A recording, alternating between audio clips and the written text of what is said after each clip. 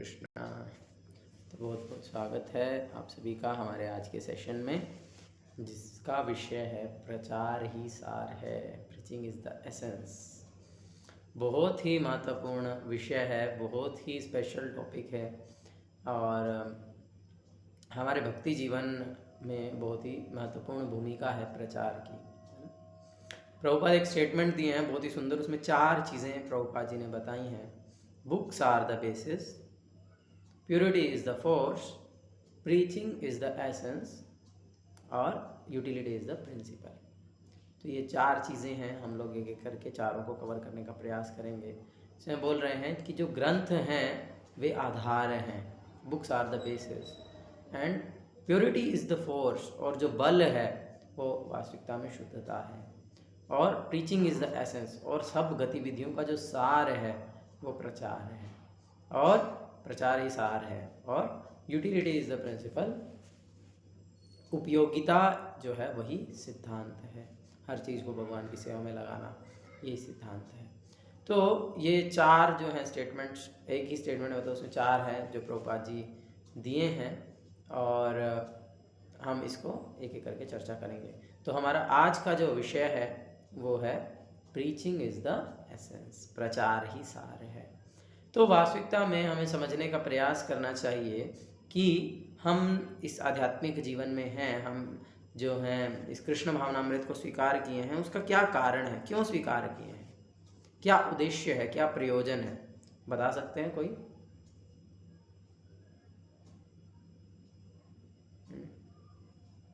क्यों कर रहे हैं ये भक्ति, क्यों कर रहे हैं ये सब चीज़ें? सुबह उठना, मंगला आरती करना, जप करना, लेक्चर सुनना, ये सब चीज़ें क्यों हम पालन कर रहे हैं? ऋषभ प्रभु, क्या उद्देश्य है? हरे कृष्ण प्रभु। भगवान की सेवा करना और उनके जो अनुगत्य में जो उनके वो मतलब याद नहीं आ रहा क्या था। लक्ष्य प्रभु, क्यों कर रहे हैं भक्ति? भगवान की सेवा करना, उनके जो भी भक्तजन है उनकी सेवा, उनके जो हाँ ये तो करना है, क्यों करना, क्यों है मैं पूछ रहा हूँ। भगवान की सेवा करना है, भक्तों की सेवा करना है, भक्त संग करना है, ये सब सारे लोग जो है ना भगवान से सेवा मांगते हैं और हम उनकी सेवा कर रहे हैं। हाँ, क्यों कर रहे हैं? प्रयोजन क्या है? लोगों से अलग कर रहे हैं। लोग मांग रहे हैं, हम उनको सेवा देंगे, संबंध बनाने के लिए, भगवान से संबंध बनाने के लिए, या भगवान को प्रिय बनने के लिए? भगवान के प्रिय बन करके क्या करेंगे? भगवान से संबंध बना करके क्या करेंगे?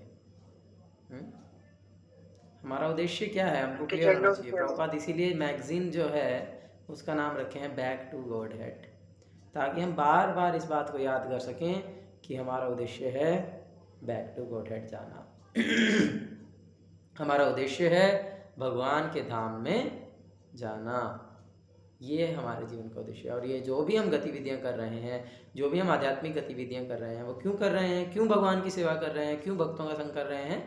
ताकि हम भगवान के धाम की दिशा में प्रगति करें। ठीक है, क्लियर है? तो जो भक्ति का उद्देश्य है, जो भक्त का जो जीवन का उद्देश्य है, वो है भगवान के धाम में किस प्रकार से जाया जाएगा, किस प्रकार से जो है भगवान के धाम में मुझे प्रवेश मिलेगा, हम कैसे जो है भगवान का प्रिय बनूँ, है ना? ठीक है, अगर हम हायर स्टेज में जाएं तो कहेंगे कि मम जन्मनि जन्मनीश्वरे भवतात् भक्ति रहे तु की त्वयि। क्षमा चाहूँगा। हाँ, मम जन्मनि जन्मनीश्वरे माने वो तो मुक्ति भी नहीं चाह रहे, वो तो भगवान के धाम भी नहीं जाना चाह रहे। तो क्या बोल रहे कि बस आपकी भक्ति में मैं लगा रहा हूँ, कुछ नहीं चाहिए, केवल यही भक्ति क्यों कर रहे हैं? ताकि भक्ति में लगा रहा हूँ। माने सेवा क्यों करे? ताकि मैं भगवान का प्रिय बना रहा हूँ, है ना? तो इसीलिए इस आध्यात्मिक जीवन का पालन करने का हमारा जो उद्देश्य है वो है भगवान के धाम में जाना, भगवान का प्रिय बनना। और श्रीमद् भगवद गीता 18वें अध्याय के एंड में, एकदम एंड में भगवान बता रहे हैं कि मेरा प्रिय कैसे बना जाएगा। बहुत सुंदर सुंदर श्लोक हैं। या इदं परमं गुह्यं मद्भक्तेष्व अधिभास्यति भक्तिं मयि परां कृत्वा मामे वैश्यत्य संशया। बड़ा सुंदर श्लोक है। क्या बोले कि ये जो मेरे बारे में परम गुह्य ज्ञान है जो मैं अब तक बता चुका हूँ, मतलब ये एकदम एंड, आप देखो 18वें अध्याय का 68वां और 69वां श्लोक एकदम एंड हो गया, सब कुछ बोल चुके भगवान। मन मना भव मत भक्तो भी बोल चुके, सर्वधर्मान परित्यज्य भी बोल चुके, सब कुछ बोल चुके हैं।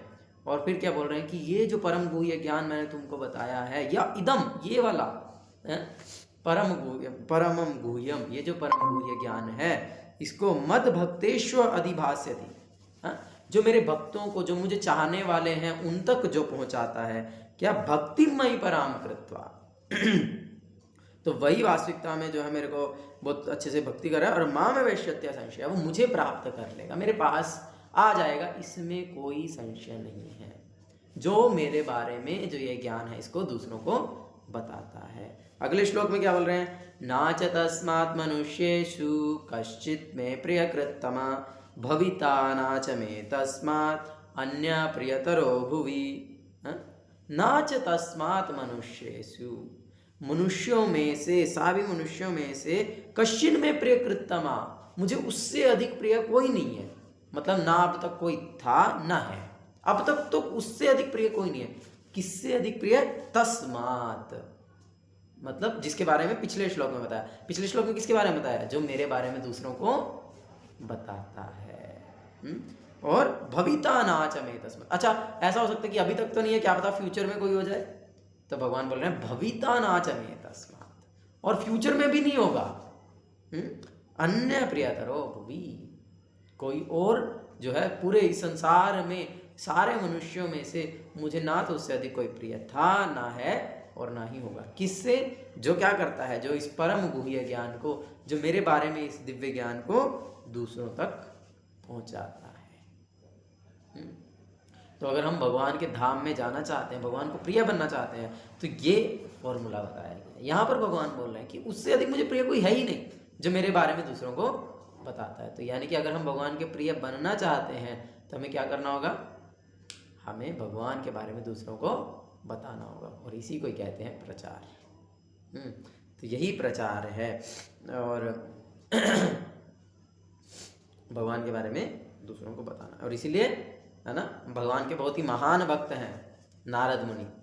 क्या करते हैं? हमेशा जो है भगवान के बारे में गुणगान करते रहते हैं, हमेशा भगवान को गुणगान करते हुए, कीर्तन करते हुए हर जगह पर विचरण करते रहते हैं। नारद मुनि बजाए वीणा, राधिका रमण नामे, राधिका रमण नामे, हमेशा भगवान के नाम का कीर्तन करते हुए, वीणा बजाते हुए नारद मुनि जो हैं पूरे ब्रह्मांड में, पूरे संसार में विचरण करते रहते हैं, और लोगों को भगवान के बारे में जो है प्रचार करते रहते हैं। हाँ, एक बार दक्ष प्रजापति जो हैं, हाँ, उन्होंने 10,000 पुत्रों को जन्म दिया। 10,000 पुत्र, जिनका नाम रखा हर्यश्व, उनको हर्यश्व कहा था। तो वो 10,000 पुत्र जब तपस्या करने के लिए गए, जब वो मतलब इस प्रकार से जो है दक्ष महाराज ने उनको भेजा कि तुम, पहले के समय में ऐसे डायरेक्टली गृहस्थ आश्रम में प्रवेश नहीं किया जाता था, पहले व्यक्ति ब्रह्मचारी रहते थे, फिर उसके बाद गृहस्थ आश्रम में प्रवेश किया जाता था।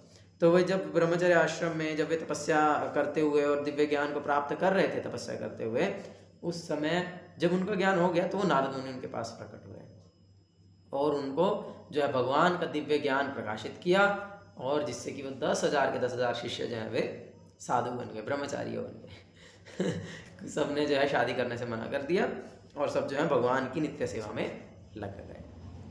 दक्ष को बहुत गुस्सा आया, मेरे 10,000 बच्चों को जो है नारद मुनि ने साधु बना दिया। ठीक है, कोई बात नहीं। फिर से 1,000 पुत्रों को उत्पन्न किया, जिनको नाम रखा गया शबलाश्व।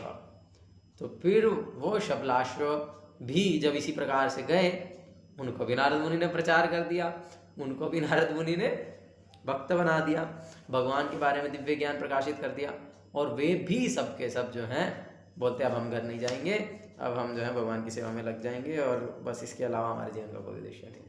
तो फिर दक्ष बहुत ही गुस्सा हो गया, बोलते एक बार गलती माफ़ कर दी, दोबारा नहीं करूँगा।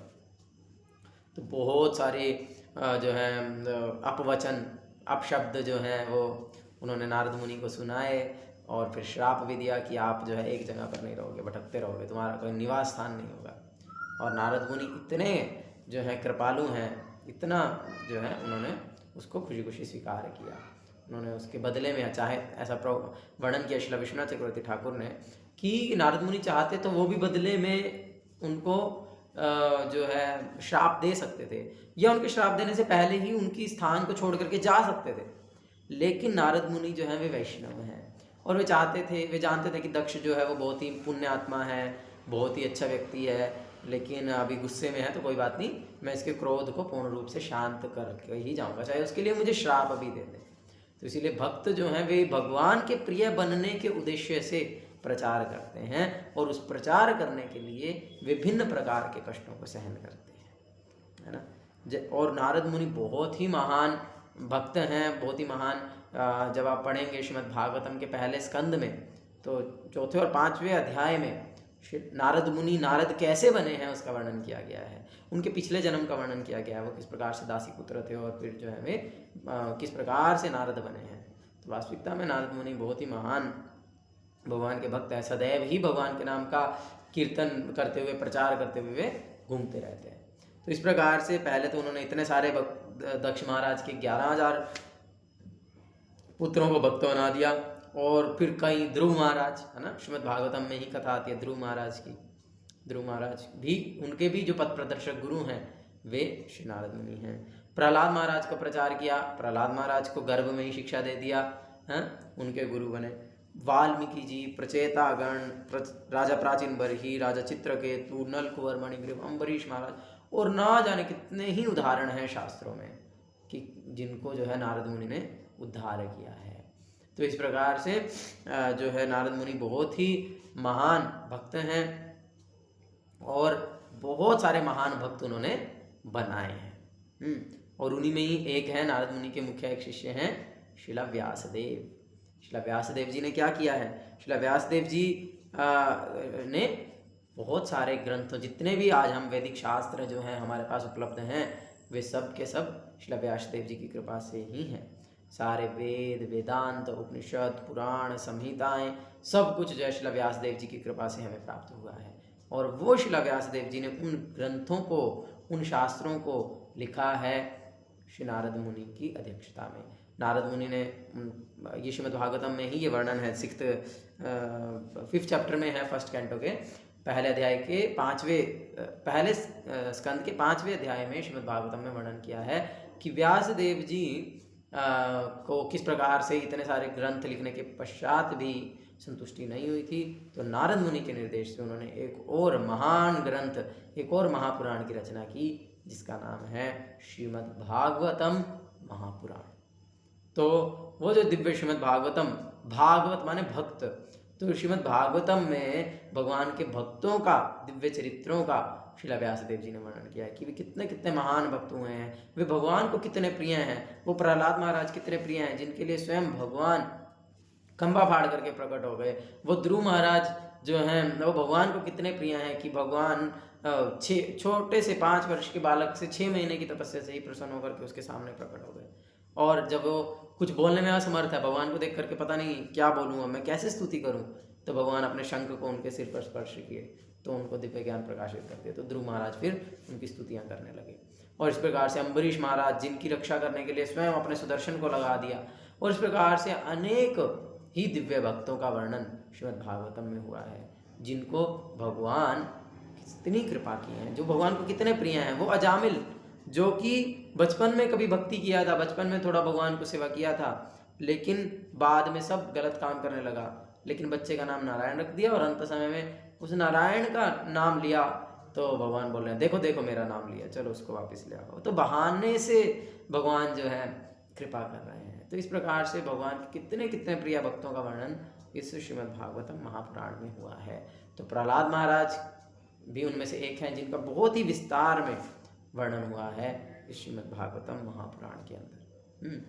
और प्रहलाद महाराज इतने महान भक्त हैं। अभी नई खैर महाअवतार नरसिम्हा मूवी आई है और सब लोग देखे ही हैं, कितने उनके दिव्य गुण हैं और कितने ज़्यादा जो हैं उनको कष्ट अपने जीवन में सहने पड़े हैं।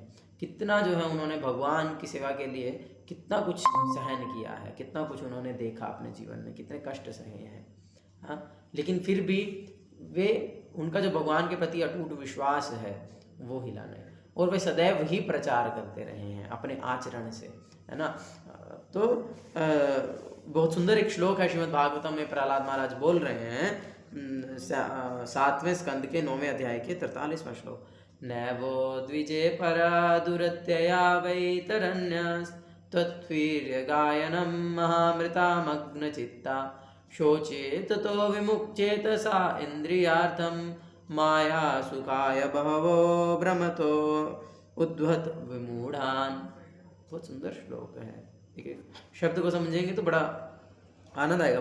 प्रहलाद महाराज बोल रहे हैं नैवो द्विजे परा दुरत्यया वैतरन्यस्। ये जो भव सागर है, इस संसार को जो है एक भव सागर भी कहते हैं, और ऐसा है कि इस संसार के बीच में और आध्यात्मिक जगत के बीच में वैतरणी नदी पड़ती है।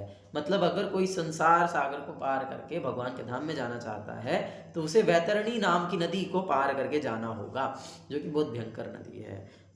तो क्या प्रहलाद महाराज बोले कि नैवो द्विजे, मुझे कोई टेंशन नहीं है, नैवो द्विजे परा दुरत्यया वैतरन्यस्, कि इस महान भयंकर जिसे पार करना बहुत ही कठिन है इस वैतरणी नदी को मैं कैसे पार करूंगा, मुझे इसकी कोई चिंता नहीं है। क्यों? क्योंकि त्वत् वीर्य गायनम, आपकी जो वीर्य है, आपके जो बल है, आपके जो महान गुण हैं उनको गाने में, उनको स्मरण करने में, उनका कीर्तन करने में, उनको श्रवण करने में, तत्वीर्य गायनम महामृता, जो कि महामृत के समान है, मग्न चित्ता, मेरा जो चित्त है वो तो आपके दिव्य गुणों के, आपके शौर्य के, आपके बल के, आपके वीर्य के गान में लगा हुआ है, उसके महान अमृत का पान कर रहा है। इसीलिए मुझे कोई टेंशन नहीं है कि मैं इस वैतरणी नदी को पार कर पाऊंगा कि नहीं कर पाऊंगा। लेकिन शोचेत तो विमुक्चेतसा इंद्रियार्थम, लेकिन मुझे इस बात की चिंता है। किस बात की चिंता? किसके लिए मैं शोक कर रहा हूँ? शोचेत तो, जो विमुख चेतसा, जिन्होंने आपकी ओर से मुख मोड़ रखा है, जो आपके भक्त नहीं है। विमुख चेतसा इंद्रियार्थम, और किसमें लगे हुए हैं? अपनी इंद्रियों को सुख देने में लगे हैं, इंद्रियों को तुष्ट करने में लगे। इंद्रियार्थम माया सुखाया, माया के द्वारा जो दिए जाने वाले सुख हैं उसी में उलझे हुए हैं। माया के द्वारा सुख मिलते हैं क्या? माया तो दुख को, है ना, व्यक्ति बहुत दुख में है, बहुत सफरिंग कर रहा है, और वो व्यक्ति को लगता है कि मैं तो सुखी हूँ या मैं तो सुख में हूँ।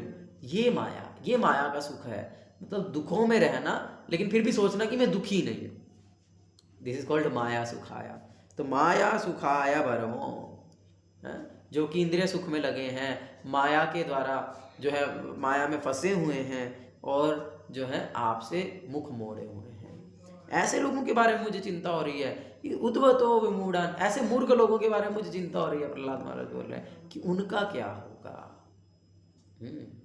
तो ये है महान वैष्णव प्रहलाद महाराज। ये बोल रहे हैं, अपने बारे में भक्त को चिंता नहीं होती कि मैं जो है भगवान के धाम जाऊंगा नहीं जाऊंगा। वास्तविकता में उसे चिंता है ये दूसरे लोगों को क्या होगा, कि मैं तो मेरा तो जीवन कितना अच्छा है, मैं तो भगवान के नाम का जप कर रहा हूँ, मैं भगवान की कथा सुन रहा हूँ, मैं भगवान का प्रसाद खा रहा हूँ, भगवान के भक्तों का संग पा रहा हूँ, तो बड़ा मेरा जीवन बड़ा ही सौभाग्यशाली है। लेकिन ये लोग बेचारे कितना कष्ट भोग रहे हैं, मूर्खता के कारण या अज्ञानता के कारण जो है ये लोग जान नहीं पा रहे और अपने जीवन को वेस्ट कर रहे हैं। ये भक्त का मनोभाव होता है, और इसीलिए जो भक्त है फिर बहुत सारे कष्ट उठा करके भी भगवान के लिए प्रचार करता है। और ऐसा देखा भी गया आश्रम में कई बार। क्या होता है कि कोई व्यक्ति है बोलता है कि सुबह मंगला आरती उठना चाहिए, और 3:45 बजे उठ करके सबको उठा देता है, सबको हल्ला करके आश्रम में सबको उठा देता है, और सबको उठा करके खुद सो जाता है। खुद मंगला आरती करे नहीं करे, लेकिन दूसरों की मंगला आरती मिस नहीं होनी चाहिए। तो ऑफ कोर्स ऐसा नहीं करना है, अपनी मंगला आरती भी करनी है, दूसरों को भी करवानी है। तो इस प्रकार से भक्त जो है वो अपने से ज़्यादा दूसरों की चिंता लेता है, दूसरों की चिंता करता है।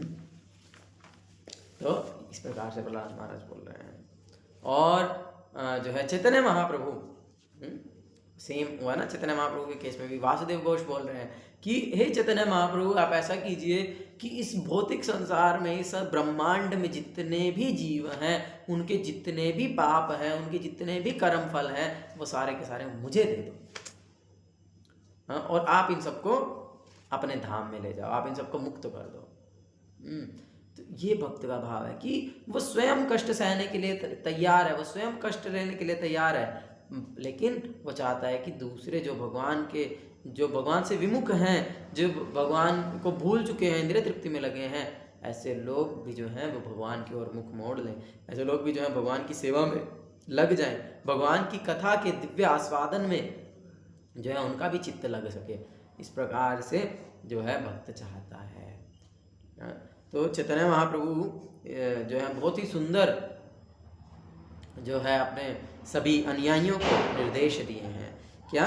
भारत भूमि ते मनुष्य जन्म होइल जार, जन्म सार्थक करी करो परोपकार, हमार आज्ञा गुरु होई जा, तार होई देश, जारे दाको तारे कहो कृष्ण उपदेश। प्रभुपाद के हिंदी लेक्चर आप सुन लीजिए, ऑलमोस्ट हर हिंदी लेक्चर में प्रभुपाद ये दोनों श्लोकों को कोट करते हैं, और इंग्लिश में भी बहुत बार प्रभुपाद जी अपने लेक्चर्स में इन दो श्लोकों को कोट किए हैं। Very very important.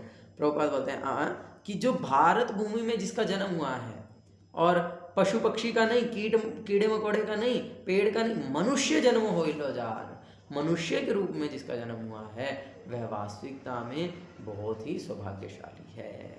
तो इसीलिए चैतन्य महाप्रभु क्या बोल रहे हैं कि भारत भूमि तो मनुष्य जन्म होइलो जार, जिसने भारत भूमि में जन्म लिया है, जिसने मनुष्य रूप में जन्म लिया है, वह बहुत ही भाग्यशाली है। और इसीलिए उसकी ये उत्तरदायित्व है, उसका ये कार्य है, उसका ये रिस्पॉन्सिबिलिटी है कि वो क्या करे, जन्म सार्थक करी, वो अपने जन्म को सार्थक करे, वो अपने इस मनुष्य जन्म को सार्थक करे, इस मनुष्य जीवन का जो उद्देश्य है उसको पूरा करे। और वो क्या है? भगवान के धाम जाना, भगवान की भक्ति करना, भगवान की सेवा में पूर्ण रूप से लग जाना, ये जो है हमारे जीवन का उद्देश्य है। तो इसलिए जन्म सार्थक करी, अपने जन्म को सार्थक कर ले, अपने आप को कि जीवेर स्वरूप होए कृष्णेर नित्य दास, इस रूप में स्थापित कर ले, जन्म सार्थक करी। और फिर करो परोपकार, और फिर दूसरों के ऊपर उपकार भी करना है। ये नहीं कि बस मेरा हो गया ओके, नहीं, फिर दूसरों पे उपकार भी करना है, फिर दूसरों को भी ये जन्म सार्थक करने में सहायता करनी है। ये जो है, this is the responsibility of a human being born in India, जिसने भारत में जन्म लिया है। हाँ, और दूसरी इंस्ट्रक्शन क्या दिया? अमार आज्ञा गुरु होई जा, तारो ही देश। मेरी आज्ञा से जो है आप गुरु बन जाइए, प्रभुपाद आप सब गुरु बन जाइए। हाँ, तो सब गुरु बन जाओ, और क्या करो? गुरु बन के क्या करना है? गुरु बन के क्या बस क्या शिष्यों से पूजा करवानी है, या बैठ करके बस खाना है, अब भाई शिष्य लाओ और बस मैं खाऊं? नहीं, गुरु बनने का मतलब ये नहीं। गुरु बनने का मतलब है जारे दाको तारे कहो कृष्ण उपदेश। गुरु बनने का मतलब है जिसको भी देखो उसको कृष्ण के बारे में उपदेश दो, उसे कृष्ण के बारे में बताओ, उसे बताओ कृष्ण परम भगवान हैं, हम कृष्ण के दास हैं, और हमारा कार्य है भगवान कृष्ण की सेवा। चारे दाको तारे कहो कृष्ण उपदेश। प्रभुपाद बोले इसके लिए हमको बहुत स्कॉलर बनने की ज़रूरत नहीं है, इसके लिए हमको बहुत ज्ञान होने की ज़रूरत नहीं है। आप देखो ये छोटी सी बच्ची है, वो सरस्वती, प्रभुपाद बहुत प्रेम करते थे न्यूयॉर्क में। तो प्रभुपाद बोले कि see him how she is doing. वो जो है लोगों के पास जाती है और उनको बोलती है क्या तुम कृष्ण को जानते हो? और उसके पास एक कृष्ण का गुड्डा है, और वो दिखा कर बोलते देखो ये कृष्ण है। हो गया प्रचार, बन गए गुरु। तो प्रभुपाद इस प्रकार से बोलते हैं, बहुत सरल है। तो हमारा आज्ञा गुरु हो जा, तारो ही देश। तो सारा देश पूरा जो है, पूरी पृथ्वी को जितने भी लोग हैं उनको उद्धार करने के लिए, जो भगवान के भक्त नहीं, जो भगवान को नहीं जानते हैं, उन्हें भगवान के बारे में बताना, ये जो है चैतन्य महाप्रभु हमें आज्ञा दिए हैं कि मेरी आज्ञा से सब गुरु हो जाइए, प्रचार कीजिए।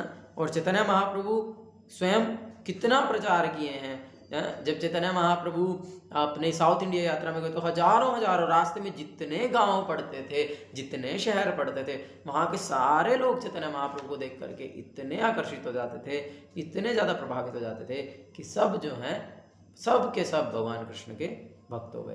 तो जगन्नाथपुरी से लेकर के साउथ इंडिया जाना और फिर से वापस आना, जितने भी मार्ग में पड़े सब के सब जो हैं वो भगवान के भक्त हो गए। और जब हम श्रीरंगम में थे तब हमने वहाँ पर सुना बड़ा ही दिव्य कथा। वहाँ पर चैतन्य महाप्रभु 4 महीने रुके थे।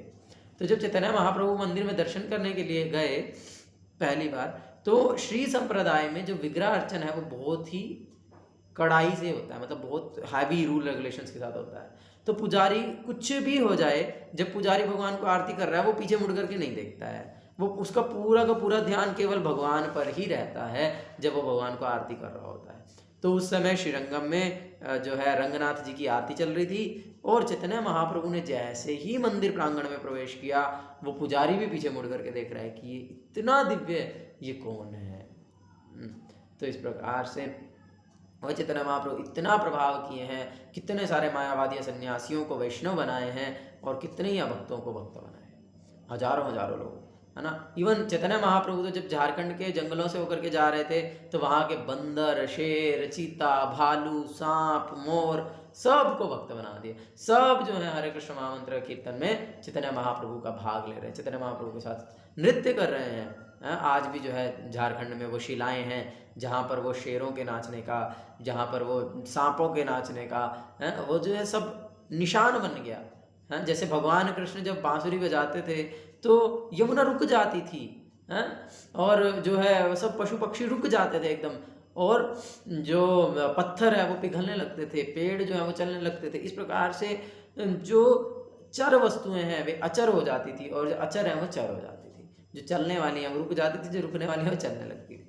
तो उसी प्रकार से चैतन्य महाप्रभु भी जब दिव्य भावावेश में आते थे तो पत्थर पिघलने लगते थे। इसी प्रकार से तो जो है वहाँ जैसे जब चैतन्य महाप्रभु लालनाथ में जा करके, लालनाथ भगवान जब जगन्नाथपुरी में भगवान का अनवसर का समय होता है, 15 दिन के लिए जगन्नाथ दर्शन नहीं देते, तो चैतन्य महाप्रभु उस विरह को सहन नहीं कर पाते, तो वो जो है 15 दिन के लिए लालनाथ चले जाते हैं। लालनाथ में बहुत सुंदर भगवान विष्णु का बहुत बड़ा विग्रह है, हम लोग इस बार दर्शन किए।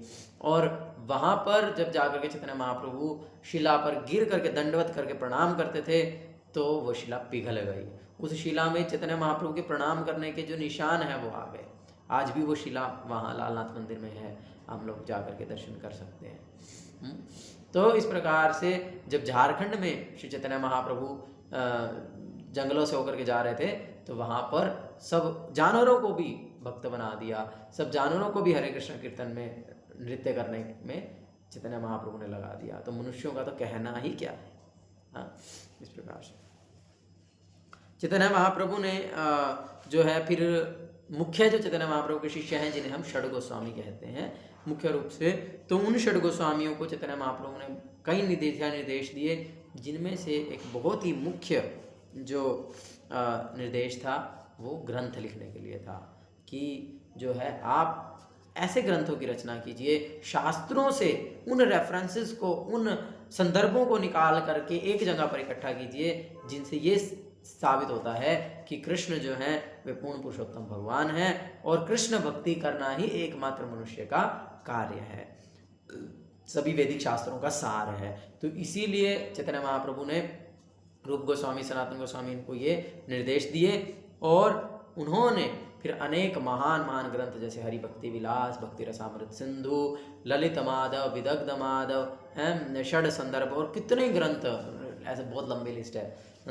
कितने सारे ग्रंथों की रचना किया जिसमें उन्होंने अलग अलग शास्त्रों से, मुख्य रूप से हमारी भक्ति विलास में देखते हैं स्कंद पुराण और पद्म पुराण के इतने रेफरेंसेस हैं बहुत सारे, तो अलग अलग शास्त्रों से सब जगह से जो है जहाँ पर भी कृष्ण भक्ति के बारे में जो है बताया गया कि कृष्ण भक्ति ही जीवन का उद्देश्य है, और एकमात्र कृष्ण भक्ति को इले सर्वकर्म कृत होए, इस बात को उन्होंने स्थापित किया। जीव का वास्तविक धर्म भगवान कृष्ण की सेवा करना है। बोलते हैं नाना शास्त्र विचारणे का निपुणो सद्धर्म संस्थापको। तो ये जो हमारे षड गोस्वामी हैं वे विभिन्न प्रकार के ग्रंथों को, नाना शास्त्र विचारणे, उनको विचार करने में अनेक प्रकार के शास्त्रों को विचार करने में निपुण थे, हैं, और सत धर्म संस्थापक। और क्या करते थे उन शास्त्रों को पढ़ करके? सत धर्म संस्थापक। उन्होंने वास्तविक धर्म को स्थापित किया है, आत्मा के धर्म को स्थापित किया है, जो कि कृष्ण भक्ति है।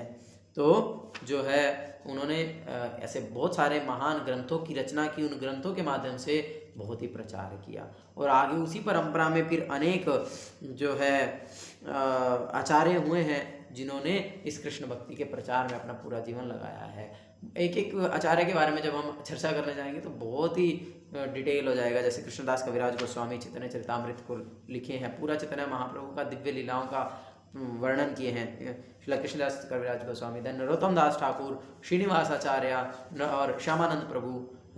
नरोत्तम दास ठाकुर जो सारे शास्त्रों को कठिन, जो शास्त्रों की कठिन भाषा है उसको साधारण बोलचाल की बंगाली भाषा में लोकगीतों में परिवर्तित कर दिया, और उन लोकगीतों के माध्यम से पूरे बंगाल उड़ीसा में भर भर के प्रचार किया श्री नरोत्तम दास ठाकुर ने। हाँ, इसी प्रकार से फिर विश्वनाथ चक्रवर्ती ठाकुर, बलदेव विद्याभूषण पाद, एक एक जो इतना इतना कष्ट किए हैं भगवान के, बहुत बहुत जो है कृपा किए हैं हमारे ऊपर, इतने सारे शास्त्रों को दे करके, उनके सार को हमें दे करके बहुत ही कृपा किए हैं। और फिर आगे उसी परंपरा में चल करके आते हैं शिला भक्ति विनोद ठाकुर।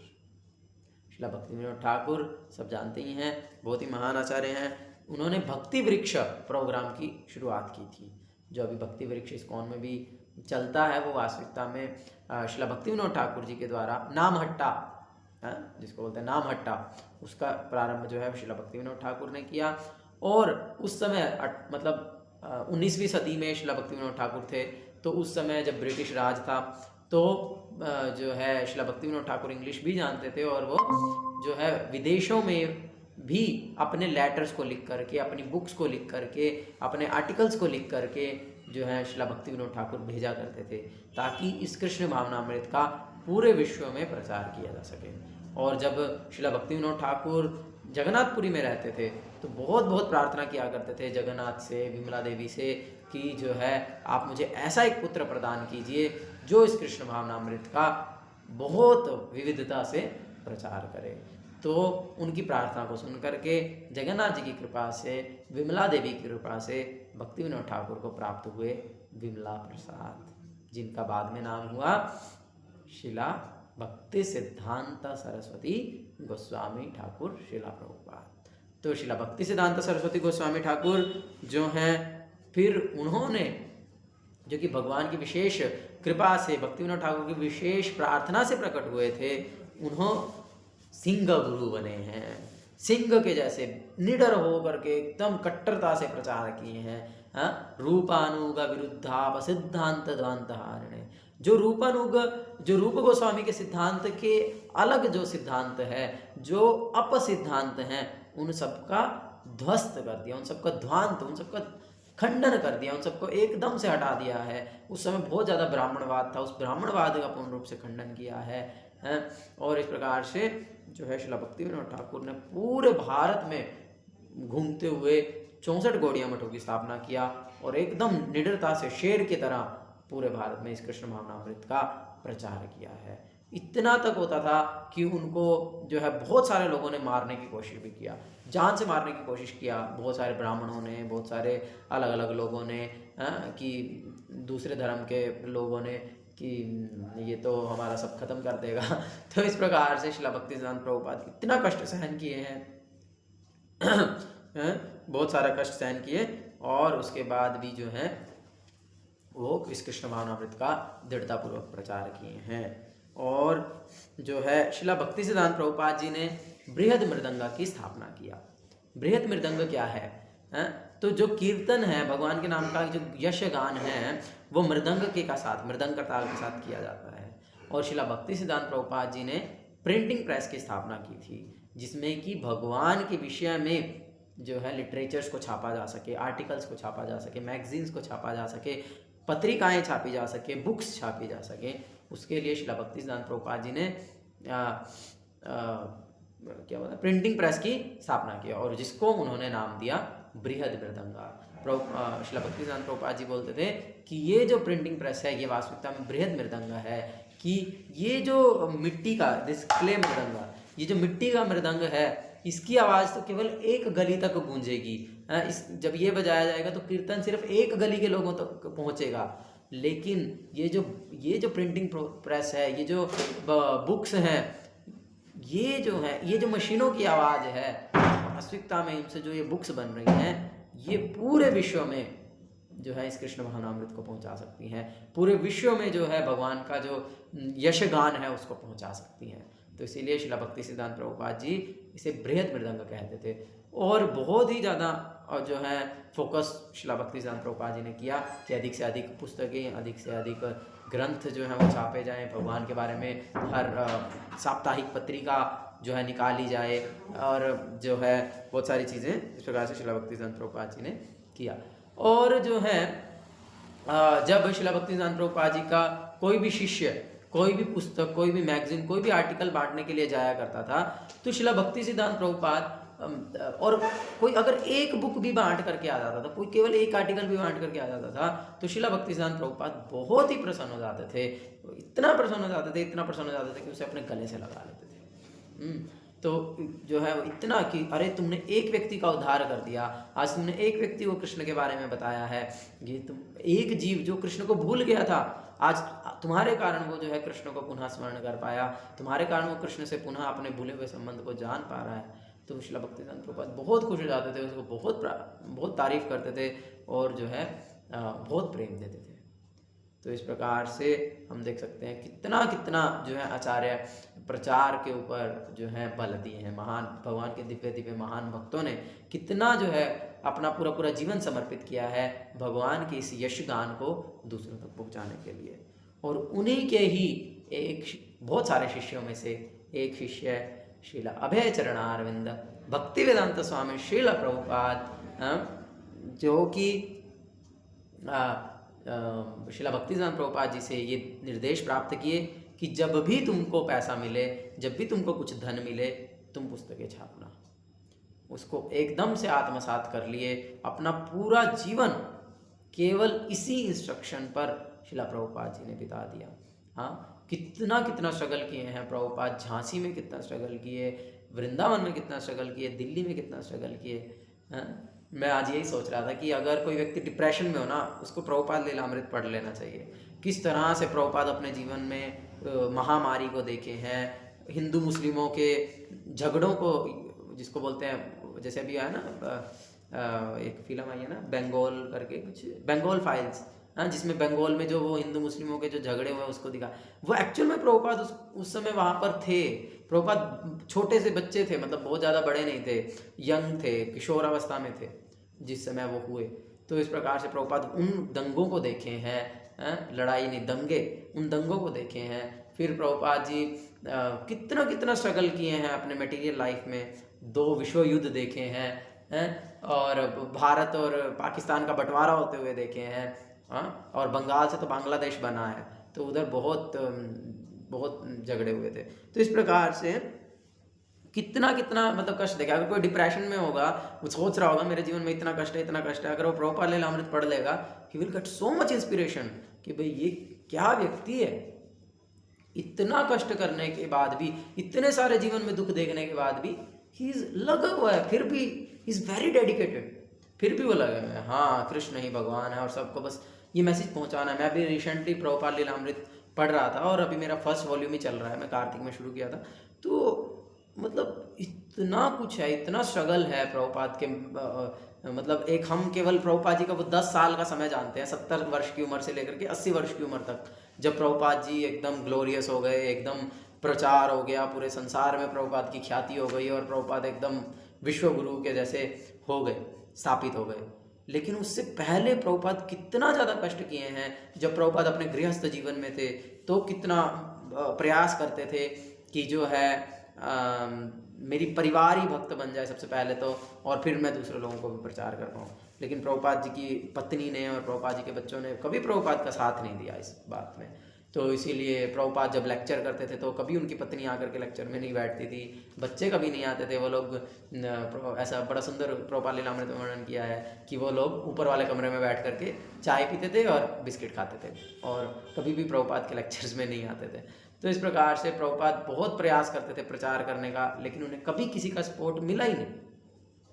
बाद में झांसी में प्रचार किया तो वहाँ पर लीग ऑफ डिवोटीज, जिसे हम आज इस्कॉन के नाम से जानते हैं, वो उस इस्कॉन से पहले लीग ऑफ डिवोटीज के नाम से प्रभुपाद जी ने झांसी में उसकी स्थापना की थी। हाँ, और वो लीग ऑफ डिवोटीज को प्रभुपाद ने उधर स्थापना किया। बीच में फिर कुछ काम से उनको घर जाना पड़ा बंगाल में वापस, और इतने में जब तक वो वापस आए तब तक उस बिल्डिंग पे किसी और ने कब्जा कर लिया। तो इस प्रकार से फिर वो प्रभुपाद थोड़ा सा स्ट्रगल किए, लेकिन वो बिल्डिंग नहीं मिल पाई तो छोड़ दी। तो फिर उसके बाद प्रभुपाद वृंदावन आए और वृंदावन से फिर दिल्ली गए और फिर Prabhupada back to godhead magazine छापना शुरू किए। बहुत डिटेल में है, खैर प्रभुपाद जी कितना जीवन में स्ट्रगल किए हैं उसमें तो हम अभी नहीं जा रहे हैं, और वो आपको खुद पढ़ना चाहिए। मैं कहूँगा प्रभुपाद लीलामृत एटलीस्ट जो एक वॉल्यूम में है, आध्यात्मिक जगत के राजदूत शिला प्रभुपाद, उसको आप पढ़ सकते हो। बहुत छोटी सी बुक है, उसमें बहुत अच्छे से वर्णन किया है। खैर मैं बहुत और डिटेल में पढ़ रहा हूँ, 7 बुक्स में जो प्रभुपाद लीलामृत है उसको पढ़ रहा हूँ, तो उसमें भी बहुत अच्छा बताया है, मैंने पहले पढ़ा हुआ है वो, तो आप उसको पढ़ सकते हो। उसमें आपको बहुत अच्छे से कितना कितना कष्ट प्रभुपाद किए हैं वो जानने को मिलेगा।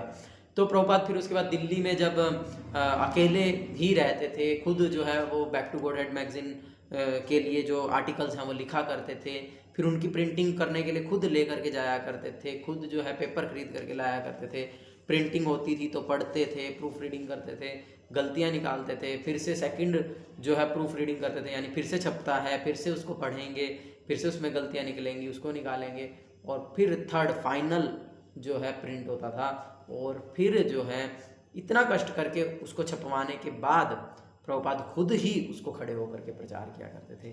प्रभुपाद खुद ही खड़े होकर के उसको फिर एक चाय की दुकान के पास उसे बेचा करते थे, और बहुत सारे लाइब्रेरीज में, स्कूल्स में फ्री में भेजा करते थे। कभी प्रभुपाद तो विदेश में भी भेजना चाहते थे। बहुत बड़ा विज़न लेकर के प्रभुपाद चल रहे थे कि ये जो कृष्ण भावनामृत मेरे गुरु ने बोला कि अंग्रेजी भाषा में प्रचार करना है, तो बहुत बड़ा विज़न लेकर के चल रहे थे। हालांकि उनके पास जेब में कौड़ी नहीं है, लेकिन वो पूरे विश्व में कैसे इस कृष्ण भावनामृत का प्रचार किया जाए, हमेशा इस विषय में चिंतन करने में लगे हुए थे। तो इस प्रकार से जो है हम देख सकते कितना कितना कष्ट किए हैं। और जैसे उनके गुरु ने कहा कि जब भी तुमको पैसा मिले तो तुम किताब छापना, तो प्रभुपाद केवल कुछ आने बचाने के लिए, एक आने मतलब वो पैसे का भी कुछ हिस्सा होता है, उसको बचाने के लिए भी कई कई किलोमीटर तक पैदल चला करते थे कि जो है मेरे गुरु ने बोला कि ये जो पैसा है इसको मुझे किताब छापने के लिए प्रयोग करना है। अपने उस किताब को छापने के लिए ही, अपने जाने के लिए भी प्रभुपाद जो है कम से कम खर्च किया करते थे। बहुत जो है बस एक पैसे का कुछ हिस्सा भी बचाने का प्रयास किया करते थे। और कभी कभी बहुत गर्मी में इस प्रकार से प्रभुपाद जाते थे, तो एज होती जा रही थी धीरे धीरे 50+, 60+, तो फिर कभी कभी गर्मी के कारण बेहोश होकर के गिर जाते थे। एक बार जो है कोई बैल ने टक्कर मार दिया, बूढ़े हैं, गिर गए हैं, तो बहुत देर बाद किसी ने उठाया। बहुत बहुत प्रभुपाद सहन किए हैं, बहुत सारे कष्ट किए हैं। और फिर विदेश में गए तो एक बंगाली के लिए विदेश में इतनी सर्दी को सहन करना वो बड़ा कठिन कार्य था। एक बंगाली के लिए नॉर्थ इंडिया की सर्दी सहन करना मुश्किल हो जाता है, और वो विदेश का माइनस टेम्परेचर जब पूरे में बर्फ़ बिछी हुई है उसको सहन करना कितना कठिन है। फिर वहाँ पर हिप्पीज़ को प्रचार करना, वहाँ पर ऐसे लोगों को प्रचार करना जो 24 घंटे नशे में पड़े रहते हैं, जो तीनों समय मांस खाते हैं, जो इतना इतना जो है एकदम से भौतिकता में डूबे हुए हैं। ऐसे लोगों के बीच में रह करके ऐसे लोगों के लिए जो है प्रसाद बनाना, ऐसे लोगों को टॉलरेट करना। प्रभुपाद का वो फोटो भी है, कुछ कुछ वीडियोस भी आप देख सकते हो, उसमें प्रभुपाद लेक्चर कर रहे हैं और प्रभुपाद के सामने जो ऑडियंस बैठी है उसमें लड़का लड़की गले में हाथ डाल करके बैठे हैं और सिगरेट पी रहे हैं। It is impossible to tolerate. कितना कुछ प्रभुपाद जी ने सहन किया है, और उन लोगों को भी जो है प्रभुपाद जी ने उनको प्रसाद बना बना करके खिलाते थे, उनके जूठे बर्तन धोते थे और सब पूरा सफाई करते थे, अकेले सब कुछ किया करते थे। तो इतना कष्ट करके प्रभुपाद जी किए, बस समहाउ और अदर बिकॉज इनको कीर्तन अच्छा लग रहा है, they are getting attracted by Krishna, तो ये भक्त बन जाएंगे। तो उनको भक्त बनाने के लिए प्रभुपाद जी जो हैं कितना कष्ट किए हैं। इस प्रकार से जब हम प्रभुपाद जी का जीवन जानेंगे तब हम जान पाएंगे कितना ज़्यादा जो है प्रभुपाद कष्ट किए हैं हमको भक्त बनाने के लिए। और अभी मैं रिसेंटली प्रभुपाद लीलामृत में पढ़ रहा था, तो वहाँ पर जब एक भक्त ने प्रभुपाद को देखा कि प्रभुपाद जो है मतलब तिलक लगा रहे थे शीशे में देख करके, रूम के बाहर बैठ करके ऐसे, मतलब प्रॉपर अपना टेबल पे बैठ करके। तो फिर जो है प्रभुपाद के शिष्य थे एक कोई, उन्होंने प्रभुपाद से पूछा कि प्रभुपाद जो है ऐसे तिलक के बारे में कुछ बात चल रही थी, तो उन्होंने उनको बताया कि यहाँ पर तो सब लोग तिलक जो है वो बाथरूम में ही लगाते हैं, बाहर आकर के नहीं लगाते, बाथरूम में ही तिलक लगा लेते हैं। तो प्रभुपाद बोले कि नहीं, बाथरूम में नहीं लगाना चाहिए, भगवान के सामने लगाना चाहिए। तो ऑफकोर्स बाथरूम में तो गोपी चंदन को नहीं लेकर के जाना चाहिए, और हमको तिलक जो है वो बाथरूम में नहीं लगाना चाहिए। तो फिर बोला लेकिन प्रभुपाद यहाँ पर तो सब लोग ऐसा करते हैं, सब लोग बाथरूम में लगाते हैं। फिर प्रभुपाद बोले don't bother about rules and regulations, just let them chant Hare Krishna. इतने कृपालु हैं, बोले कि ठीक है कोई बात नहीं, ये सब नियम कानूनों में ज़्यादा मत फंसो, उनको बस हरे कृष्णा जप करने दो। तो बहुत मुझे अच्छा लगा ये बात बहुत ही, कि Prabhupada how much he is concern कि भी अगर इनको मतलब वो लोग बहुत ज़्यादा तमोगुण में है, बहुत ज़्यादा माया के प्रभाव में है, अगर हम इनको इस प्रकार से रूल रेगुलेशन में फंसाएंगे देन दे विल, वो सब कुछ छोड़ देंगे। अब कम से कम हरे कृष्णा तो जप कर रहे हैं। तो इसलिए प्रभुपाद बोले इनको हरे कृष्णा जप करने दो, वो ग्रेजुअली धीरे धीरे जैसे जैसे शुद्ध होंगे, जैसे जैसे सतोगुण में आएंगे, स्वतः पालन करने लगेंगे। हाँ, तो इसीलिए ज़्यादा नियम मत लगाओ वाला, सतोगुण जो है इनको हरे कृष्णा जप करने दो। सोचो तो वो व्यक्ति कितना टॉलरेट किए हैं, वो प्रभुपाद ऐसी कितनी छोटी छोटी चीज़ों को टॉलरेट किए और जो है भक्ति दिए हैं सबको। तो इस प्रकार से भक्त जो है स्वयं बहुत बहुत कष्ट उठा करके अपने जीवन में बहुत बहुत कष्टों को करते हुए भी दूसरे जीवों पर कृपा करने के लिए कि वे भक्त बन जाएं, वे भगवान के नाम का जप करें, वे भगवान से अपने खोए हुए संबंध को पुनः जान पाएं, इसके लिए अपने जीवन में बहुत बहुत कष्ट उठाने के लिए हमेशा तैयार रहता है। और फिर आगे उन्हीं के अनुयायी हैं परम पूज्य श्री श्रीमद सुबक स्वामी गुरु महाराज, जो कि हमारे परम पूज्य गुरुदेव हैं। गुरु महाराज कितना कष्ट किए हैं, कितना कष्ट कर रहे हैं। बांग्लादेश में एक बार गुरु महाराज को जेल में भी जाना पड़ा था। उनके जिसके साथ वो गए थे, उनके शिष्य के साथ, उन्होंने उसका गुरु महाराज का पासपोर्ट गुम कर दिया, जिस कारण से फिर गुरु महाराज को 1 महीने तक जेल में रहना पड़ा। अब वहाँ पर जो है तो Guru Maharaj is very strict कि भक्त के हाथ का बना हुआ प्रसाद ही खाएंगे और कुछ नहीं खाएंगे। तो गुरु महाराज सिर्फ 1 महीने तक सिर्फ ग्लूकोज वाटर पी करके रहे, सिर्फ ग्लूकोज में पानी डाल करके पी करके 1 महीने तक रहे। सोच भी नहीं सकते हम कितना कष्ट किए हैं। और बहुत हम सुने हैं किस प्रकार से गुरु महाराज बांग्लादेश में प्रचार किया करते थे। तो जब गुरु महाराज बांग्लादेश में प्रचार किया करते थे तो वहाँ पर जनरली रात के प्रोग्राम होते थे। दिन में सब लोग बिजी रहते थे, रात को ही समय मिलता था, तो रात को ही लोग आते थे प्रोग्राम में। तो 8 बजे का प्रोग्राम का टाइम रखते थे, तो 10 बजे जाकर के प्रोग्राम शुरू होता था रात को, और वो फिर चलते चलते चलते चलते चलते चलते 1 बजे जाकर के 2 बजे जाकर के सारा प्रोग्राम वाइंड अप होता था। तो गुरु महाराज पूरी रात जागे रहते थे। अब 2 बज गया हो तो सोने का समय नहीं बचा, अब तो जप करना है अगले दिन का, तो अगले दिन का जप करते थे, मंगला आरती करते थे और फिर सेवा में लग जाते थे। रेस्ट किया नहीं किया, इस प्रकार से कितना कष्ट करके प्रचार करते हैं। और अभी भी अगर हम देखें तो 85 वर्ष जो है आयु हो चुकी है, अभी दिसंबर में 86 हो जाएगी, बट स्टिल अभी वर्ल्ड टूर करके आए हैं। अभी इस पूरा साल में ही 2025 में तो पूरा ही गुरु महाराज विदेश में ही थे, ऑस्ट्रेलिया में, देन इधर उधर प्रचार करते करते करते करते धीरे धीरे गुरु महाराज वापस आए हैं भारत में।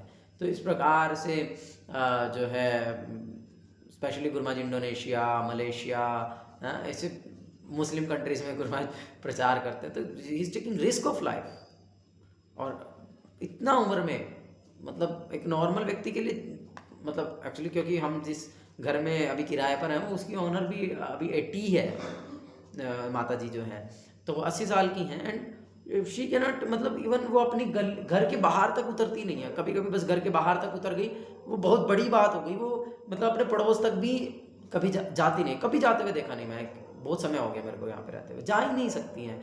गोडों में दर्द है जी, कमर झुकी हुई है, ये है वो है। 80 साल की उम्र में मैं सोच पाता हूँ कि कितना कठिन जीवन होता है। And now Guru Maharaj is 86 and still he is preaching so much. कितना अभी भी कष्ट कर रहे हैं, अभी भी कितना प्रचार कर रहे हैं। और एक घर से दूसरे घर नहीं, एक गांव से दूसरे शहर नहीं, एक डिस्ट्रिक्ट से दूसरे डिस्ट्रिक्ट नहीं, एक स्टेट से दूसरे स्टेट नहीं, एक देश से दूसरे देश से, तीसरे देश से चौथे देश में जा रहे हैं और प्रचार कर रहे हैं। तो how much they are taking risk of life, how much they are doing, मतलब कितना कष्ट कर रहे हैं वे भगवान की सेवा। तो ये भक्त हैं, यही है। क्यों कर रहे हैं उसका कारण स्टार्टिंग में हमने चर्चा किया, नाच तस्मात् मनुष्येषु कश्चिन में प्रयत्न, ताकि मैं भगवान का प्रिय बन पाऊं, कि मैं भगवान के बारे में दूसरों को बता करके मैं भगवान का प्रिय बन पाऊं। तो ये है।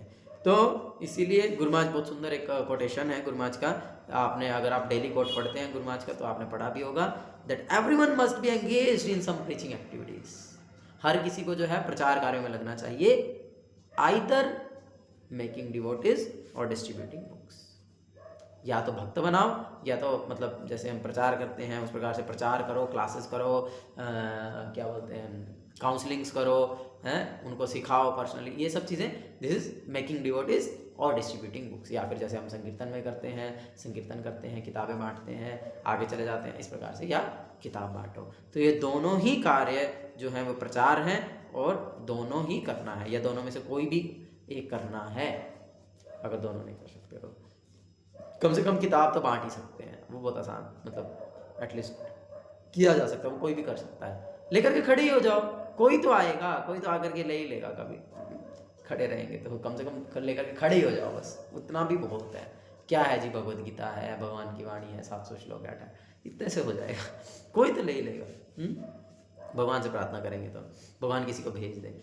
तो इस प्रकार से जो है हमें इनमें से कोई ना कोई कार्य करना चाहिए। अब कोई बोल सकता है कि भाई भक्ति तो मतलब ठीक है, ये सब तो ठीक है, लेकिन मैं तो भजन करूँगा, मैं तो जप करूँगा, और मैं तो ये करूँगा, मैं तो वो करूँगा। भाई ठीक है, यही भक्ति है मेरे लिए, हाँ। तो मतलब कोई ज़रूरी थोड़ी है कि सबको प्रचार ही करना है ना। लेकिन अब हम फटाफट, वैसे तो टाइम होने वाला है ना, 1 घंटा, तो हम इसको भी चर्चा कर लेते हैं कि क्यों एक भक्त के जीवन में प्रचार करना बहुत आवश्यक है। क्यों जो है why preaching is necessary for a devotee, एक भक्त को प्रचार क्यों करना चाहिए। अभी तक तो हम हालांकि इतना कुछ चर्चा कर चुके हैं, इतने सारे आचार्यों के विषय में, सब भक्तों के, महान भक्तों के विषय में जान चुके हैं कि वो कितना प्रचार किए हैं और कितना कितना कष्ट करके प्रचार किए हैं। तो we should take some motivation, हमको उनसे सीखना चाहिए, उनके पद चिन्हों का पालन करते हुए हमें भी प्रचार कार्य में आगे आना चाहिए। लेकिन फिर भी कोई बोल सकता है कि चलो वो तो महान है, वो तो शुद्ध है, नित्य मुक्त है, वो कर सकते हैं, लेकिन मैं तो ये हूँ, मैं तो वो हूँ, नहीं कर सकता। बट यहाँ पर हम समझने का प्रयास करते हैं कि क्यों एक भक्त के लिए प्रचार करना अति आवश्यक है, और अच्छे से हम इसको डिस्कस कर सकते हैं। तो प्रहलाद महाराज जहाँ पर वर्णन किया, श्रवणम कीर्तनम विष्णु स्मरणम पाद सेवनम अर्चनम वंदनम दास्यम साख्यम आत्मा निवेदनम इति पुंसार्पिता विष्णु भक्तिश्चेन्नवलक्षणा क्रियेत भगवती अद्दा तद्मन्य, ऐसा श्लोक है ना। प्रहलाद महाराज बोल रहे हैं कि ये जो 9 प्रकार की जो विधियां हैं, इसे नवदा भक्ति कहते हैं, इन 9 प्रकार की विधियों को पालन करने से जो विष्णु की आराधना करता है वो उनको प्राप्त करता है। ये भगवान की भक्ति है। क्या? श्रवणम कीर्तनम विष्णु। तो ये 9 प्रोसेसेस बताई है ना।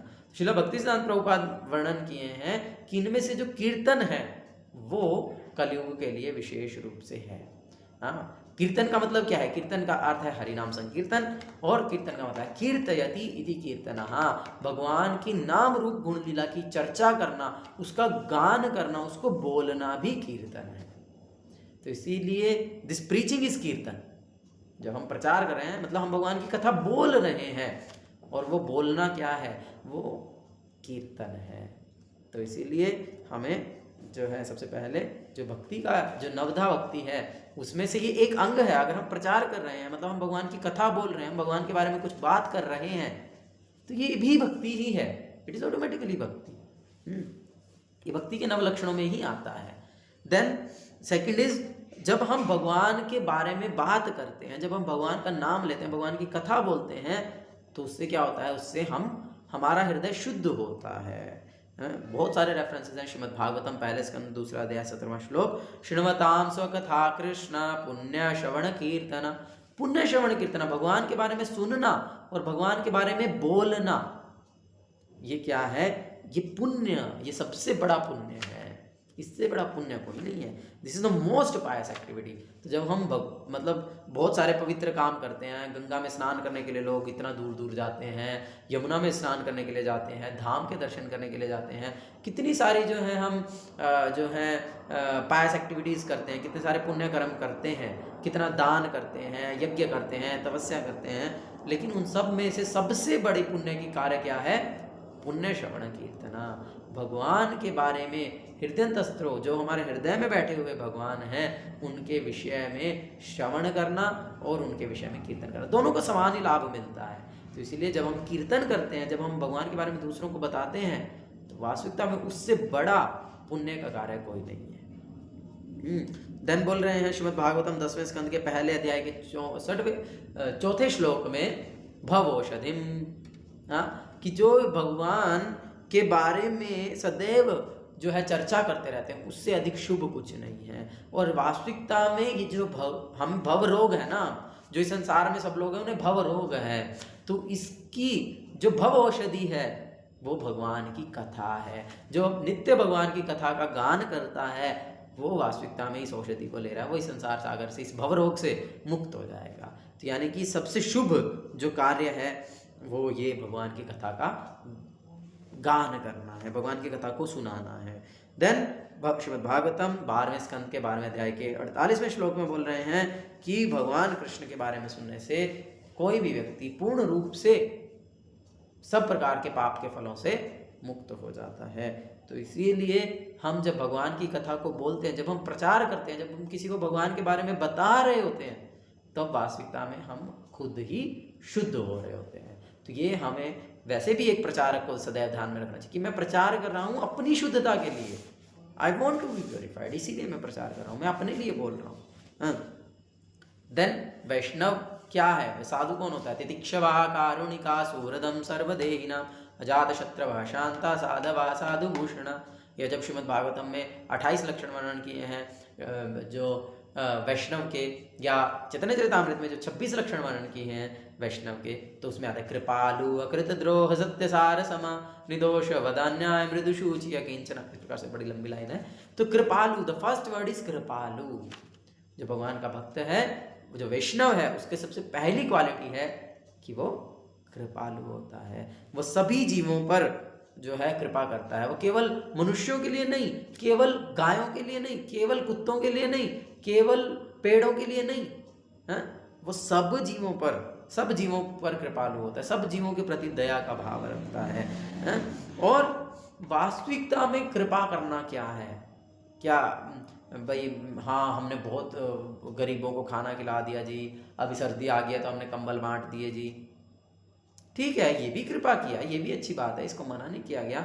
लेकिन इट इज़ कंपेयर्ड, प्रभुपाद बहुत सुंदर एक उदाहरण दिए हैं कि मान लीजिए कोई व्यक्ति डूब रहा है और उसने बड़े महंगे कपड़े पहने हैं, उसके पास, उसकी जेब में आईफोन है, उसने हाथ में स्मार्ट वॉच पहनी है, इस प्रकार से गले में सोने की चेन है, और वो क्या है, पानी में डूबने लगा।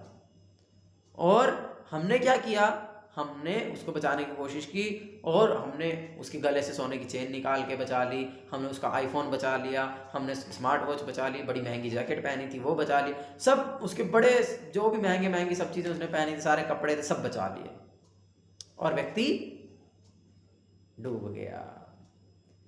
तो ऑफ कोर्स आपने कुछ बचाया, आपने उस फोन को पानी में चला जाता तो नष्ट हो जाता है ना। तो इस प्रकार से कहने का मतलब है कि आपने कुछ तो बचाया, लेकिन व्यक्ति तो डूब गया, तो वास्तविकता में उसका कोई लाभ नहीं है। तो उसी प्रकार से हम केवल शरीर को सहायता करना मना नहीं है, ये शरीर को सहायता करने से को कंडेम नहीं किया गया यहाँ पर, लेकिन हमको ये समझना चाहिए केवल शरीर की सहायता करना वास्तविक सहायता नहीं है, जब तक हम आत्मा की सहायता नहीं करते। जैसे जब प्रभुपाद एक और उदाहरण देते हैं, अगर मान लीजिए मेले में कोई छोटा बच्चा अपने पिता से बिछुड़ जाए और हम उसको चॉकलेट दे करके खुश कर सकते हैं, हम उसको खिलौना दिला करके खुश कर सकते हैं, हम उसको झूले पर बिठा करके खुश कर सकते हैं, लेकिन वो खुशी थोड़े समय की ही है, दैट इज टेम्पररी हैप्पीनेस। अगर हम उस बच्चे को वास्तविकता में खुश करना चाहते हैं तो हमें क्या करना चाहिए, हमें उसके पिता को खोज करके उसके पिता के पास उसको पहुंचा देना चाहिए, है ना। तो इसी प्रकार से इस संसार में हम सब भगवान को भूल करके सारे जीव आ गए हैं और यहाँ पर भटक रहे हैं, दुख भोग रहे हैं, और हम उनको इस प्रकार से कुछ फैसिलिटीज दे करके हम खुश करने का प्रयास कर रहे हैं। नहीं होंगे कभी भी खुश, टेम्पररी खुश हो सकते हैं, कुछ समय के लिए खुश हो सकते हैं। आप एक वक्त का खाना खिला दोगे, दूसरे वक्त फिर से भूख लग जाएगी, है ना। तो इस प्रकार से जो है हम टेम्पररी हेल्प कर सकते हैं इस प्रकार से, लेकिन परमानेंट हेल्प क्या है? उनको भगवान के बारे में बताना, उन्हें बताना कि तुम जो है इस संसार में क्यों भटक रहे हो, तुम्हारा संबंध भगवान से है, तुम भगवान के नित्य दास हो, तुम भगवान के पुत्र हो, अंश हो, तुम भगवान की सेवा करो और भगवान के धाम चले जाओ।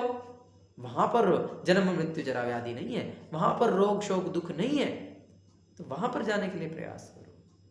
हाँ, तो इस प्रकार से लोगों को बताना, उस भगवान से जो विमुख हो गए हैं, भगवान को भूल गए, उन्हें पुनः भगवान के बारे में बताना, भगवान से जोड़ना, ये वास्तविकता में कृपा है।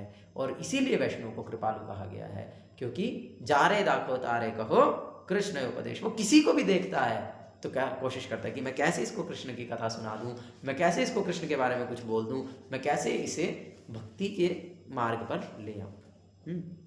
तो ये, और प्रभुपाद का एक कोट भी है, प्रभुपाद बोले one who is only chanting he is immature, one who is only chanting and not preaching is immature and he will never get love of God head.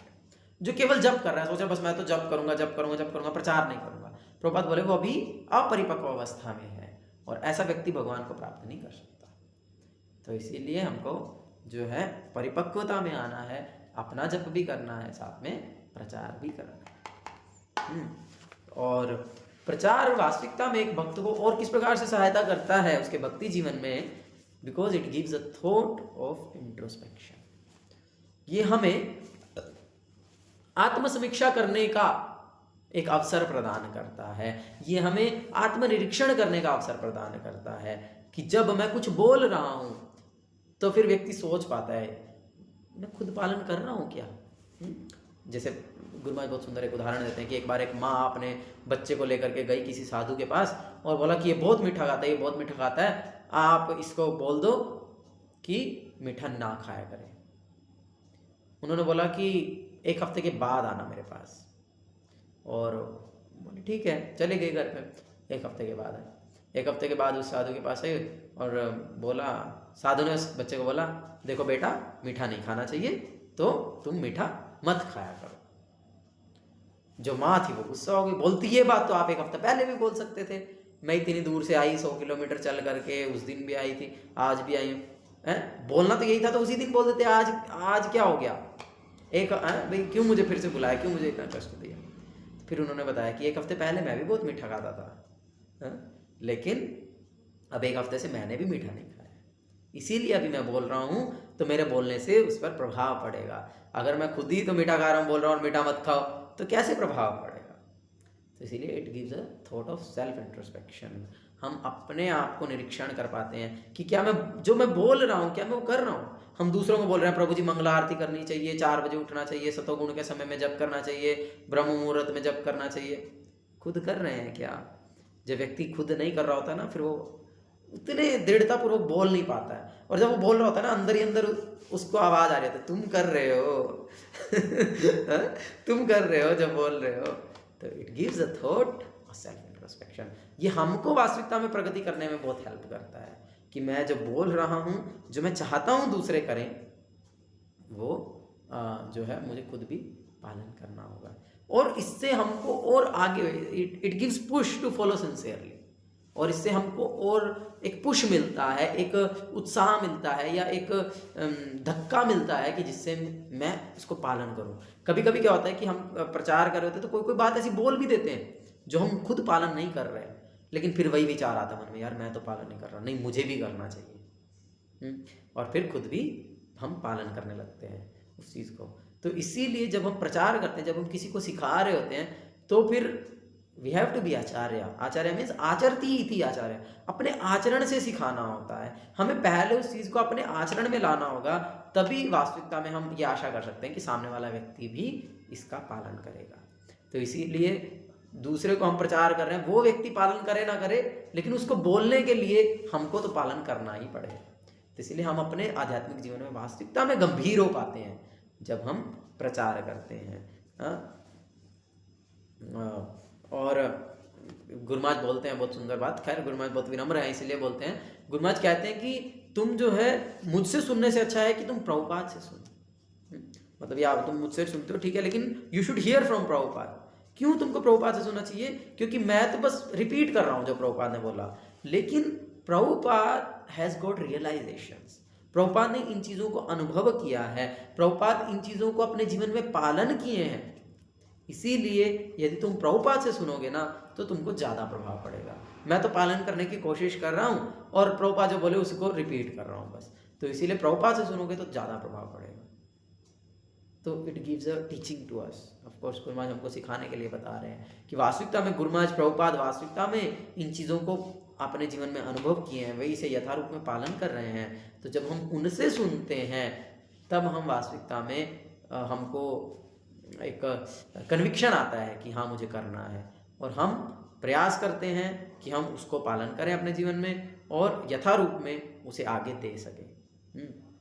तो इसीलिए और हम अपने जीवन में उसको सिंसियरली फॉलो करें, इसका हमको मिलता है जब हम प्रचार करते हैं। तो इसीलिए बहुत इम्पोर्टेंट हो जाता है। जब हमारे साथ हमारे से छोटे 4 लोग हैं जो कि हमसे सीख रहे हैं, तो फिर हमको बहुत गंभीरतापूर्वक रहना पड़ता है, फिर हमको बहुत सावधानीपूर्वक रहना पड़ता है। क्योंकि मेरी एक गलती या मेरा एक कहीं पर अगर मैं ढील दे दूंगा, अगर मैं सुबह जल्दी नहीं उठूंगा, तो फिर मैं उनसे कैसे एक्सपेक्ट करूंगा कि वो लोग भी जल्दी उठें। तो I have to be very very sincere. तो इस प्रकार से जब हम प्रचार करते हैं तो वो हमको बहुत सहायता करता है। हाँ, किसके लिए? खुद पालन करने के लिए। और the last but not the least is pleasing previous acharyas. जो हमारे भगवद गीता में एक बहुत सुंदर शब्द है, जब भगवान बता रहे हैं कि ज्ञान क्या है, तो वहाँ पर वर्णन किया है आचार्योपासनम, means following in the footsteps of acharya. जो हमारे आचार्यों के द्वारा दिए गए निर्देश, दिशा निर्देश हैं, उनका हमें जीवन में पालन करना चाहिए। दिस इज नॉलेज, ये ज्ञान है, ये भक्ति है। तो इसीलिए जो है हमारे आचार्यों ने प्रचार किया है और वे चाहते हैं हम प्रचार करें। इसीलिए जैसे प्रभुपाद जी बोलते हैं ना, if you want to please me distribute my books.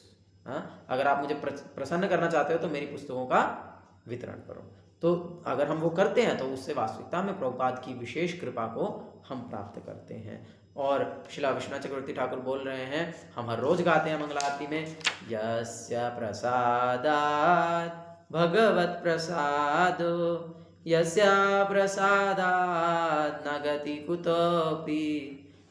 जिनको गुरु को प्रसन्न करने से वास्तविकता में भगवान को प्रसन्न किया जा सकता है, गुरु की कृपा प्राप्त करने से भगवान की कृपा को प्राप्त किया जा सकता है। और यदि गुरु प्रसन्न ना हो, यदि व्यक्ति को जीवन में गुरु की कृपा प्राप्त ना हो, तो ना गति कुतोपि, ऐसे व्यक्ति का कुछ नहीं हो सकता, उसकी कोई गति नहीं।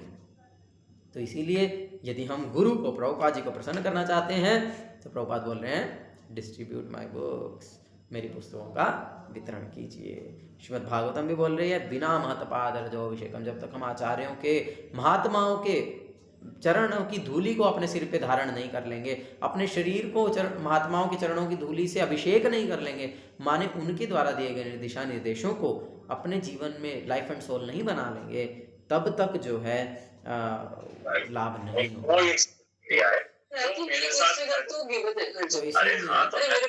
No one is saying that. I am just explaining. Finish. उसके बाद you come to it.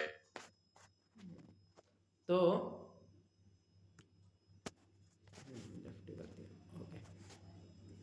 मैं क्या बोल रहा था, यस। तो इसीलिए जब तक हम आचार्यों के द्वारा दिए गए दिशा निर्देशों के अनुसार नहीं चलेंगे, तो तब तक हम जो है आध्यात्मिक जीवन में प्रगति नहीं कर सकते।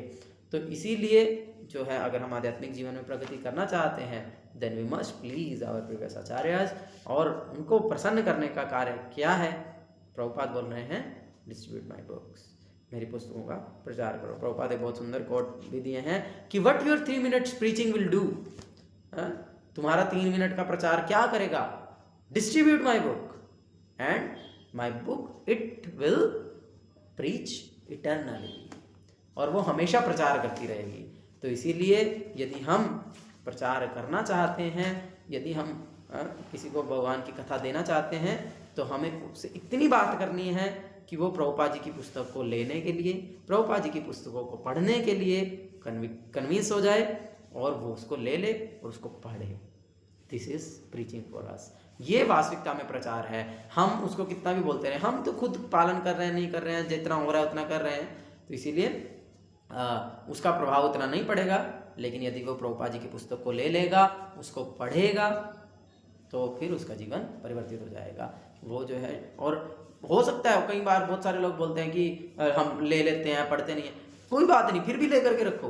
प्रभुपाद बोलते हैं it is a like a bomb, कहीं ना कहीं तो फटेगा ही। हो सकता है तुम नहीं पढ़ रहे हो, तुम्हारा बच्चा पढ़ ले। और ऐसी बहुत सारी कहानियां भी हैं, बहुत सारी रियल लाइफ इंसिडेंट्स भी हैं, जिनको हम बुक्स आर द बेसिस वाले टॉपिक में चर्चा करेंगे। तो इसीलिए जो है हमें इस प्रचार कार्य को बहुत ही गंभीरतापूर्वक लेना चाहिए, जिसमें सबसे मुख्य गतिविधि है पुस्तकों का वितरण करना। तो इस टॉपिक को हम नेक्स्ट अपने सेशन में बुक्स आर द बेसिस में और ज़्यादा डिटेल में चर्चा करेंगे कि क्यों हमें पुस्तकों को प्रचार करना है, किस प्रकार से करना है, और उसके जो डिफरेंट रियलाइजेशंस हैं भक्तों की उस बुक डिस्ट्रीब्यूशन की, उसको हम चर्चा करेंगे। तो अभी गीता जयंती आने वाली है और ये गीता जयंती का महीना चल रहा है, जिसे हम गीता मैराथन के रूप में मनाते हैं। 15 तारीख से ब्रह्म सरोवर पर भी बुक डिस्ट्रीब्यूशन भगवत गीता हम लोग प्रारंभ करेंगे, जहाँ पर हजारों लोग हर रोज आते हैं। तो उन्हें हमारे पास बहुत ही अच्छा अवसर है प्रभुपाद जी की कृपा प्राप्त करने के लिए, भगवान की कृपा प्राप्त करने के लिए, भगवान के सबसे प्रिय बनने का बड़ा ही अच्छा अवसर है। हम ब्रह्म सरोवर पर गीता जयंती में जा करके हैं और जो है प्रभुपाद जी की भगवत गीता, प्रभुपाद जी के ग्रंथों का वितरण करके प्रभुपाद जी की कृपा को प्राप्त कर सकते हैं, भगवान के प्रिय बन सकते हैं और अपने आध्यात्मिक जीवन में प्रगति कर सकते हैं। तो इसीलिए इस गीता मैराथन में, इस महीने में भगवत गीता जयंती से पहले या गीता जयंती पे हमको प्रचार करने का, प्रभुपाद जी की भगवत गीता इसको बांटने का प्रयास करना चाहिए। हरे कृष्णा कृष्ण कृष्ण हरे हरे, हरे राम राम राम हरे हरे। जय श्रीमद् भगवत वाणी, श्रीमद् भगवत गीता की जय, श्रील प्रभुपाद की जय, अनंत कोटि वैष्णव वृंद की जय, निताय गौर प्रेमानंदे, हरि बोल। हरे कृष्णा। किसी को कुछ प्रश्न है, कुछ कहना है तो कह सकते हैं।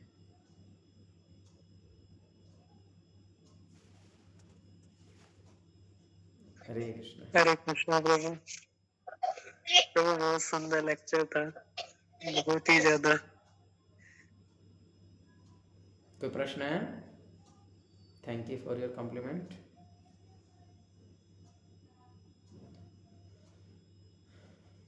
ठीक है, तो फिर एंड करते हैं।